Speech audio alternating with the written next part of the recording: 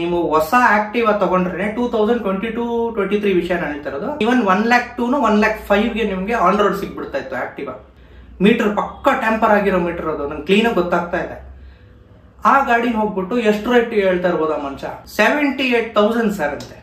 ನಾವು ಮಾತಾಡ್ತಾ ಇದ್ದಾಗಲೇ ಯಾರೋ ಒಬ್ರು ಬಕರಾನು ಸಿಗ್ಬಿಟ್ರು, ಯಾವ್ದೋ ಜುಪಿಟರ್ ಗಾಡಿ ತಗೊಂಡ್ ಹೋಗ್ತಾ ಇದ್ರು ಅವ್ರು ಆ ಮನುಷ್ಯನ್ ಕರ್ಕೊಂಡು ಹೋಗ್ಬಿಟ್ಟು ಅಲ್ಲಿ ದೇವ್ರ ಹತ್ರ ಕೀ ಇಟ್ಬಿಟ್ಟು ದೇವ್ರ ಮುಂದೆ ಅವ್ರಿಗೆ ಕೀ ಕೊಟ್ಬಿಟ್ಟು, ಏನಿದು ಒಬ್ಬರನ್ನ ಏಮಾರಿಸ್ಬೇಕಂದ್ರೆ ಹಂಗಲ್ಲ ಏಮಾರ್ಸೋದ್ ಜನರು, ಸರಿಗೆ ಏಮಾರಿಸ್ತಾರೆ. ಅಂದ್ರೆ ಎಷ್ಟು ಗೂಬೆ ಕೂರ್ಸಕ್ ನೋಡ್ತಾರೆ. ಯಾವನ ಬಕ್ರಾ ಸಿಕ್ಕಿದ್ರೆ ಬಕ್ರಾ ಸಿಕ್ತಾರ ಬೇರೆ ಅಲ್ಲ.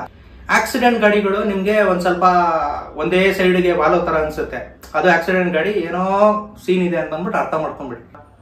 ಏನೋ ಒಂಥರ ರುಬಾಬು. ಎಷ್ಟು ಕೀಳ್ಮಟ್ಟದ ಪ್ರೈಸ್ ಅಲ್ಲಿ ನಿಮ್ಗೆ ಕೇಳ್ಬೋದು, ಅಷ್ಟು ಕೀಳ್ಮಟ್ಟದ ಪ್ರೈಸ್ ಕೇಳ್ತಾರೆ. ನೀವು ಕೀ ಕೊಡಿ, ನಿಮ್ ಗಾಡಿ ನಾನು ತಗೊಂಡ್ ಹೋಗ್ತೀನಿ, ನಾನು ಅಲ್ಲಿ ಕಸ್ಟಮರ್ ಇದ್ದಾರೆ ಅಲ್ಲಿ ತೋರಿಸ್ಬಿಟ್ಟು ಬರ್ತೀನಿ, ನೀವು ಇಲ್ಲೇ ಇರಿ ಅಂತೆ. ಯಾಕೆ ಗುರು, ನಾನೇನಿಗೆ ಗಾಡಿ ಕೊಡ್ಬೇಕು ನಿಂಗೆ? ನಮಸ್ಕಾರ ಸ್ನೇಹಿತರೆ, ಇದು ನಿಮ್ಮ friend DJ. Welcome back to another vlog. ಎಲ್ಲರೂ ಸಕ್ಕದಾಗಿದ್ದೀರಾ ಮತ್ತೆ ಆರಾಮಾಗಿದ್ದೀರಾ ಅನ್ಕೊಳ್ತೀನಿ. ಸೊ ಇವತ್ತಿನ ಟಾಪಿಕ್ ನಾವೇನ್ ಮಾತಾಡ್ತಿರೋದಂದ್ರೆ, ಈ ಸೆಕೆಂಡ್ ಹ್ಯಾಂಡ್ ಬೈಕ್ಸ್ ಗಳು ಇರುತ್ತಲ್ಲ, ಯೂಸ್ ಮೋಟರ್ ಸೈಕಲ್ಸ್, ಅದನ್ನ ಹೋಗಿ ನಾವು ಒಂದು ಸೆಲೆಕ್ಟೆಡ್ ಏರಿಯಾಸ್ ಇದೆ, ಇದನ್ನ ನಾವು ಟ್ರಸ್ಟ್ ಮಾಡಬಹುದಾ? Second hand two wheeler dealers ಮೇಲೆ ನಾವು ನಂಬಿಕೆ ಇಟ್ಟು ಒಂದು ಮೋಟರ್ ಸೈಕಲ್ ನ ಒಂದಿಷ್ಟು ಕಾಸು ಕೊಟ್ಬಿಟ್ಟು ನಮ್ಮ ಮನೆಗೆ ನಾವು ಆ ಮೋಟರ್ ಸೈಕಲ್, ಆ ಬೈಕ್ ನ ತಗೊಂಡ್ ಬರಬಹುದಾ? ಸ್ಕಿಪ್ ಮಾಡಬೇಡಿ, ಸ್ಕಿಪ್ ಮಾಡದಿರೋ ಈ ವಿಡಿಯೋ ನೋಡಿ. ಪ್ರತಿ ಒಂದು ನನ್ನ ಎಕ್ಸ್ಪೀರಿಯನ್ಸ್ ಇಂದ ನಾನು ಹೇಳ್ತಾ ಇದ್ದೀನಿ, ನೀವು ಎಷ್ಟು ನಂಬಬೇಕು ಎಷ್ಟು ನಂಬಾರ್ದು ಅಂತ. ಬನ್ನಿ ಚರ್ಚೆ ಮಾಡೋಣ.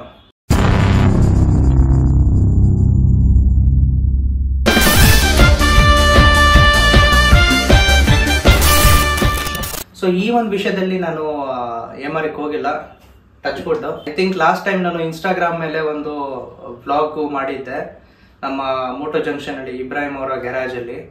ಸ್ಟ್ರೇಟಿಂಗ್ ಈ ಸೂಪರ್ ಬೈಕ್ಸ್ ಒಬ್ರು ತಗೊಂಡು ಎಷ್ಟು ಹೆಂಗ್ ಏಮಾರಿದ್ರು ಅಂತ ಅನ್ಬಿಟ್ಟು, ಒಂದು R1 2002-03 ಮಾಡಲ್, ಅದು 2015-16 ಅನ್ಬಿಟ್ಟು ಮಾರ್ಬಿಟ್ಟಿದ್ರು. 6-6.5 ಲಕ್ಷ ಕೊಟ್ಟಿದ್ರು ಆ ಗಾಡಿಗೆ. ಬೇರೆ ಆ ಗಾಡಿ was only worth of like 2-2.5 lakhs. ಮಿಕ್ಕಿದೆಲ್ಲ ಇಂಜಿನ್ ಕೆಲಸ ಆಯ್ತು ಅದರಲ್ಲಿ. ಸೊ ಅದೇ ತರ ಈ ಟೂ ವೀಲರ್ ಮಾರ್ಕೆಟ್ ಪ್ಲೇಸಸ್ ಇದೆಲ್ಲ ನಮ್ಮ ಬೆಂಗಳೂರಲ್ಲಿ. ನಾನು ಹೇಳೋದೇ ಬೇಕಾಗಿಲ್ಲ, ನಿಮ್ಗೆ ಗೊತ್ತಿರುತ್ತೆ. ಫಾರ್ ಎಕ್ಸಾಂಪಲ್ ವಿ ಪುರಂಬು, ವಿಜಯನಗರದಲ್ಲೂ ಇದೆ, ಇನ್ನು ಹಲವಾರು ಜಾಗದಲ್ಲಿದೆ. ಒಂದು ಡೀಲರು ಎಕ್ಸಾಕ್ಟ್ ಆಗಿ ಒಂದು ಆಟೋ ಕನ್ಸಲ್ಟೆಂಟ್ ಅಂತ ನಾನು ಎಲ್ಲೂ ಪಿನ್ ಪಾಯಿಂಟ್ ಮಾಡ್ತಾ ಇಲ್ಲ. ಓವರ್ ಆಲ್ ಜನರಲ್ ಆಗಿ ನಾನು ಒಂದು ಮಾರ್ಕೆಟ್ ಹೆಂಗಿರುತ್ತೆ ಅಂತ ಹೇಳ್ತಾ ಇದ್ದೀನಿ. ಮಾರ್ಕೆಟ್ ಅಲ್ಲಿ ನಿಮ್ಗೆ ಒಳ್ಳೆ ಬೈಕ್ಗಿಂತ ಅಥವಾ ಒಳ್ಳೆ ಒಂದು ಮೋಟರ್ ಸೈಕಲ್ಗಿಂತ, ಒಳ್ಳೆ ಸ್ಕೂಟರ್ಗಿಂತ ನಿಮ್ಗೆ ಎದ್ಗೆಟ್ಟೋಗಿರೋದು ಸ್ಕೂಟರು, ಬೈಕು, ಮೋಟರ್ ಸೈಕಲ್ಗಳೇ ಜಾಸ್ತಿ ಸಿಗೋದಲ್ಲಿ. ಸೊ ಏನಕ್ಕೆ ಈ ಮಾತನ್ನ ಇಷ್ಟು ನೀಟಾಗಿ ಹೇಳ್ತಿದ್ದೀನಿ ಅಂದ್ರೆ, ಎಕ್ಸ್ಪೀರಿಯನ್ಸು.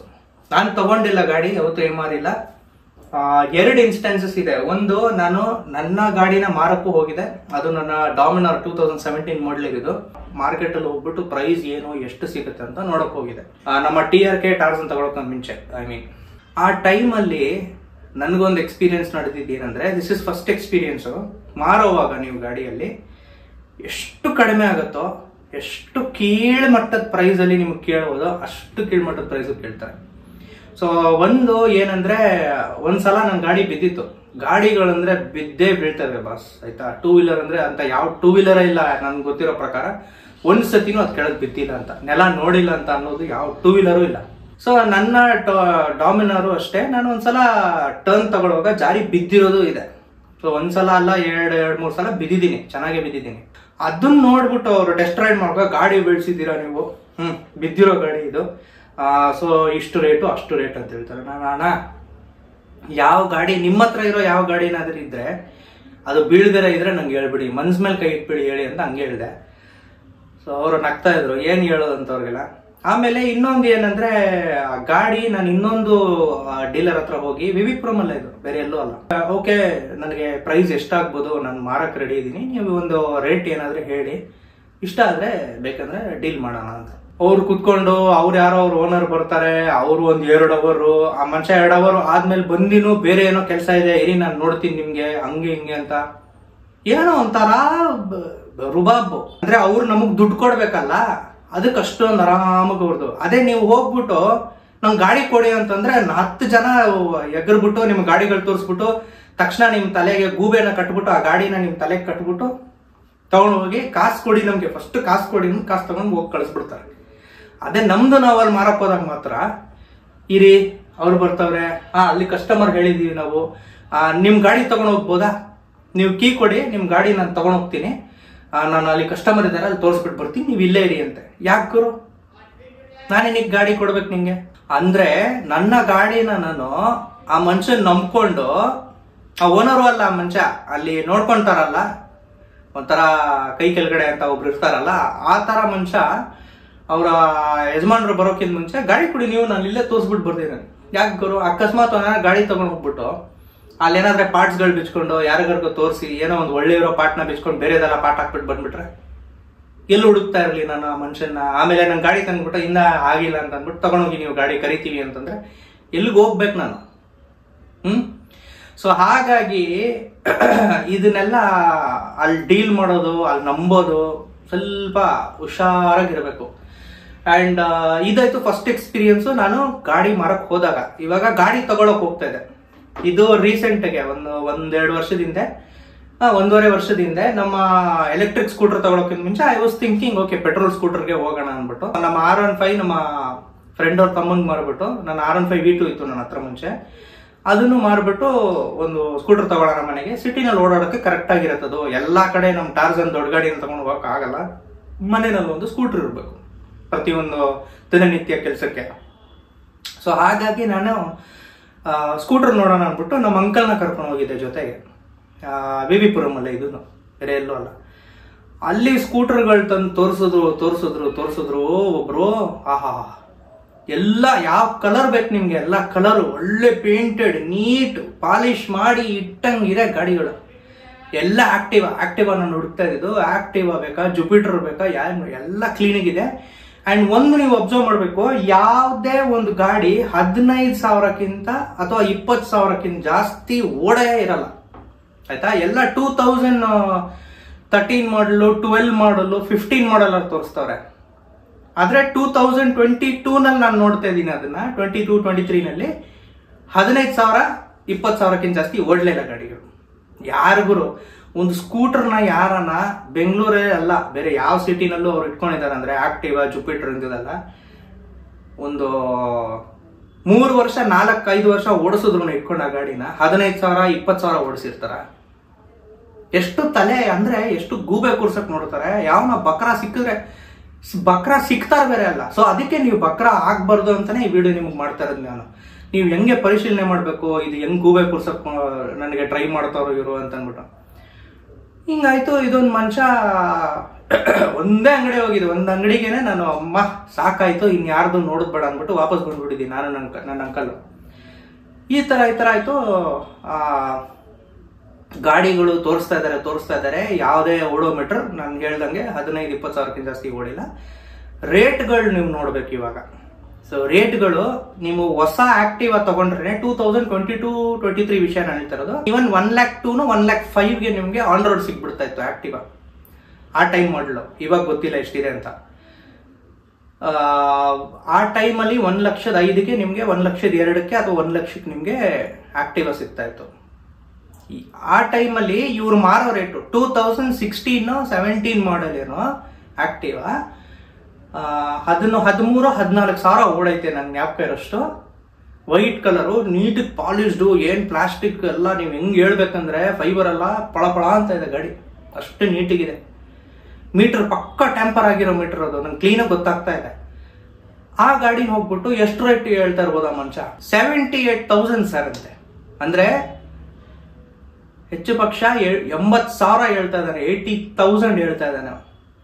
ಇನ್ನೊಂದು 20,000 ಹಾಕಿದ್ರೆ ನನಗೆ ಶೋರೂಮ್ ಇಂದ ಗಾಡಿ ಬರುತ್ತೆ. ಅದು 2022 ಮಾಡಲ್. 2017 ಮಾಡಲು 13-14,000 ಓಡಿರೋ ಗಾಡಿ ಈಸ್ ಕೋಟಿಂಗ್ ಮೀ 78,000. ಹೆಚ್ಚು ಕಡಿಮೆ ಮಾಡಿ 75 ಮಾಡೋಣ ಬಿಡಿ ಸರ್, ನೀವು ಮಾಡಿ ತಗೊಳ್ಳಿ ಅಂತ. ಯಾವ ಗಾಡಿ ಬೇಕು ನಿಮ್ಗೆ ಹೇಳಿ ಅಂತ. ಆಮೇಲೆ ಯಾರೋ ಒಬ್ರು ನಾವು ಮಾತಾಡ್ತಾ ಇದ್ದಾಗಲೇ ಯಾರೋ ಒಬ್ರು ಬಕರಾನು ಸಿಗ್ಬಿಟ್ರು, ಯಾವ್ದೋ ಜುಪಿಟರ್ ಗಾಡಿ ತಗೊಂಡು ಹೋಗ್ತಾ ಇದ್ರು ಅವರು. ಏನು ತಮಾಷೆ ಅಂತೀರಾ? ಅವ್ರು ಆ ಮನುಷ್ಯನ್ ಕರ್ಕೊಂಡು ಹೋಗ್ಬಿಟ್ಟು ಅಲ್ಲಿ ದೇವ್ರ ಹತ್ರ ಕೀ ಇಟ್ಬಿಟ್ಟು ದೇವ್ರ ಮುಂದೆ ಅವ್ರಿಗೆ ಕೀ ಕೊಟ್ಬಿಟ್ಟು, ಏನಿದು ಒಬ್ಬರನ್ನ ಏಮಾರಿಸ್ಬೇಕಂದ್ರೆ ಹಂಗಲ್ಲ ಏಮಾರಿಸೋದು ಜನರು, ಸರಿಗೆ ಏಮಾರಿಸ್ತಾರೆ.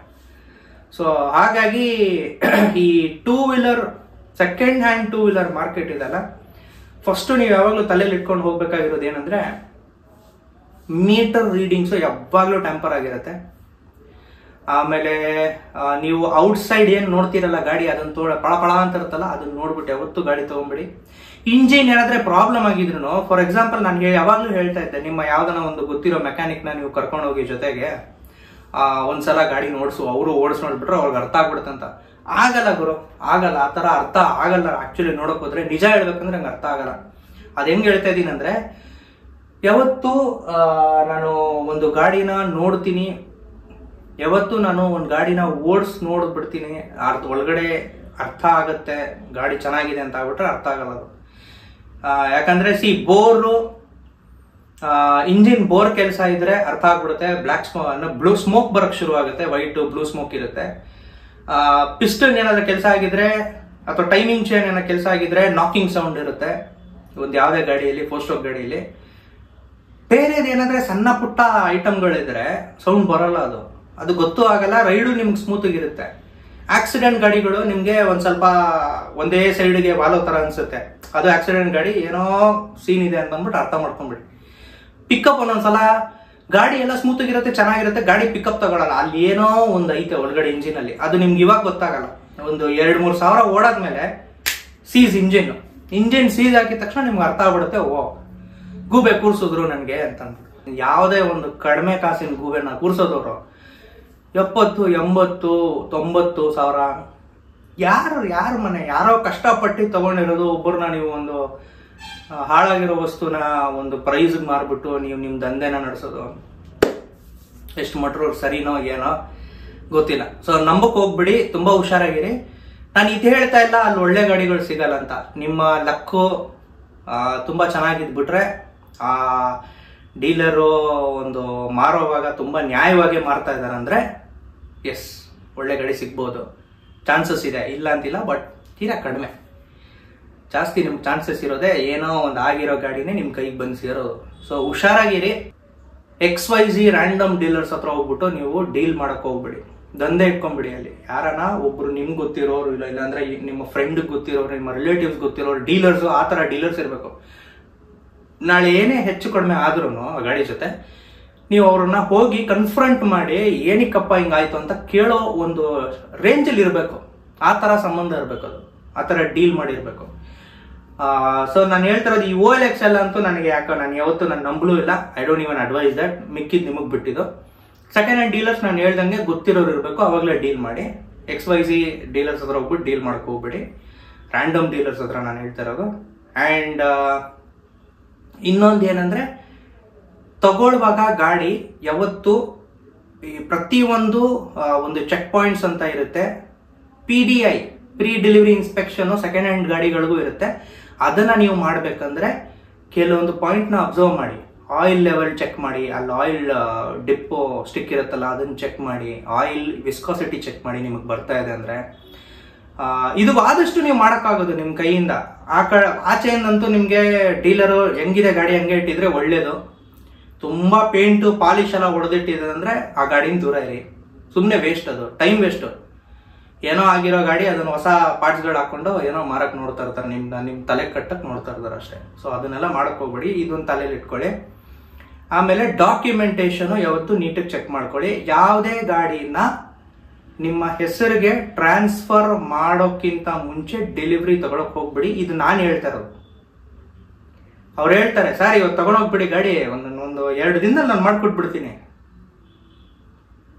2 ದಿನ ಆದ್ಮೇಲೆ ನಾನು ಬೇಕಂದ್ರೆ ಬರ್ತೀನಿ, 3 ದಿನ ಆದ್ಮೇಲೆ ನಾನು ಬರ್ತೀನಿ, ಗಾಡಿ ನನ್ನ ಹೆಸರು ಟ್ರಾನ್ಸ್ಫರ್ ಮಾಡಿಟ್ಟಿರಿ, ನಾನು ಬಂದು ನನ್ನ ಡಾಕ್ಯುಮೆಂಟ್ ಸಮೇತ ನಾನು ಗಾಡಿ ತಗೊಂಡು ಹೋಗ್ತೀನಿ. ಇದಿಷ್ಟು ಇವತ್ತಿಗೆ ಈ ಒಂದು ಸೆಕೆಂಡ್ ಹ್ಯಾಂಡ್ ಮೋಟರ್ ಸೈಕಲ್ಸ್, ಸ್ಕೂಟರ್ಸ್ನ ಈ ಒಂದು ಪರ್ಟಿಕ್ಯುಲರ್ ಜಾಗದಿಂದ ಬೆಂಗಳೂರಿಂದ ನೀವು ತಗೊಳ್ಬೋದೋ ಇಲ್ವೋ ಅಂತ ನಾನು ಹೇಳೋ ಉದ್ದೇಶ, ಈ ವಿಡಿಯೋ ಮಾಡೋ ಉದ್ದೇಶ ಇದ್ದಿದ್ದು.